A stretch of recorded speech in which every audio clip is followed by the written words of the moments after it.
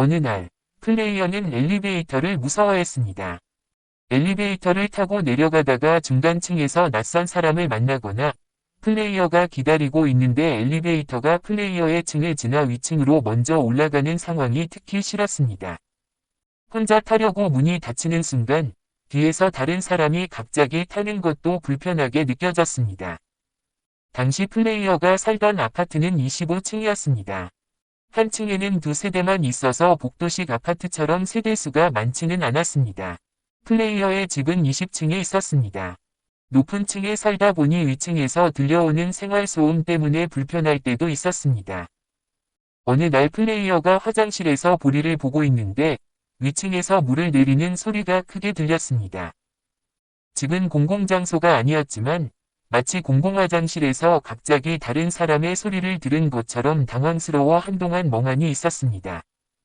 밤에 잠을 자고 있을 때도 위층에서 쿵쿵거리는 소리와 기침, 재채기 소리가 들렸습니다. 심지어 피아노 소리까지 들려왔습니다. 플레이어의 집 거실에도 피아노가 있었지만 엄마는 밤에는 이웃에게 피해를 줄 수 있으니 피아노를 치지 말라고 했습니다. 그러나 위층에서는 밤에도 피아노를 쳤습니다. 플레이어는 그 소리가 짜증나면서도 밤에도 자유롭게 피아노를 칠 수 있는 위층 사람이 조금 부럽기도 했습니다. 어느 날 아침, 플레이어는 학교에 가기 위해 엘리베이터를 기다렸습니다. 하지만 엘리베이터는 플레이어가 있는 20층에 바로 오지 않고 위층으로 먼저 올라갔습니다. 그 모습을 볼 때마다 플레이어는 위층 사람들이 자신보다 먼저 엘리베이터를 이용하는 것처럼 느껴져 괜히 부러운 마음이 들었습니다. 잠시 뒤 플레이어가 엘리베이터를 타고 내려가는데 엘리베이터가 중간층에 멈췄습니다. 문이 열리자 한 사람이 안으로 들어왔습니다. 플레이어는 갑자기 멍한 기분이 들었습니다. 혼자 조용히 있고 싶었지만 그 사람은 플레이어에게 말을 걸었습니다. 플레이어는 짜증이 났습니다. 마음속으로는 욕을 하거나 큰 소리를 지르고 싶었지만 엘리베이터는 여러 사람이 함께 사용하는 공간이었기 때문에 아무 말도 하지 않고 속으로만 화를 참았습니다. 플레이어는 엘리베이터를 혼자 타는 것도 싫어했습니다. 하지만 당시에는 나눔학교에 가기 전이어서 신안초등학교에 다니고 있었습니다. 학교에 통학하려면 엘리베이터를 이용해야만 했습니다. 계단도 있었지만 관리자 전용이라는 이유로 출입문이 잠겨 있었습니다. 결국 플레이어에게는 엘리베이터 외에 다른 선택지가 없었습니다. 플레이어가 초등학교 6학년이 되었을 때는 나눔학교로 전학을 갔습니다. 그때는 신안초등학교를 이미 떠난 상태였고 서울에 있는 외갓집에서 학교에 다녀야 했습니다. 외갓집은 엘리베이터가 없는 빌라였기 때문에 계단을 이용했습니다. 하지만 계단에서도 이웃과 마주친 적이 있었습니다.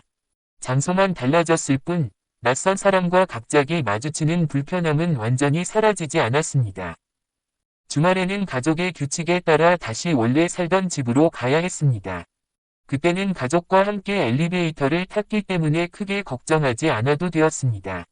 그러던 어느 방학날 한 가지 사건이 일어났습니다. 엄마는 플레이어에게 마트에 가서 우유를 사오라고 심부름을 시켰습니다. 플레이어는 혼자 엘리베이터를 타는 것에 대한 두려움이 있었기 때문에 혼자 심부름까지 해야 한다는 사실을 받아들이기 어려웠습니다. 플레이어는 엄마에게 혼자서는 심부름을 할 수 없다고 거절했습니다. 하지만 엄마는 심부름을 해야 한다며 플레이어의 말을 받아들이지 않았습니다. 결국 플레이어는 우유를 사러 가기 위해 혼자 엘리베이터를 탔습니다. 엘리베이터가 내려가던 중중간 층에서 멈췄고 낯선 사람이 탔습니다. 플레이어가 가장 두려워하던 상황이 실제로 일어난 것이었습니다. 하지만 아무 일도 일어나지 않았습니다. 플레이어는 그 사람을 바라보며 생각했습니다. 저 사람은 나를 공격하려는 사람이 아니잖아. 내가 괜히 나쁜 상황만 상상하고 있었던 거야. 그 사실을 깨닫자 플레이어는 마음이 놓였습니다. 그날 이후 플레이어는 엘리베이터에 대한 두려움을 조금씩 극복했고 마침내 혼자서도 엘리베이터를 잘 탈 수 있게 되었습니다. 끝.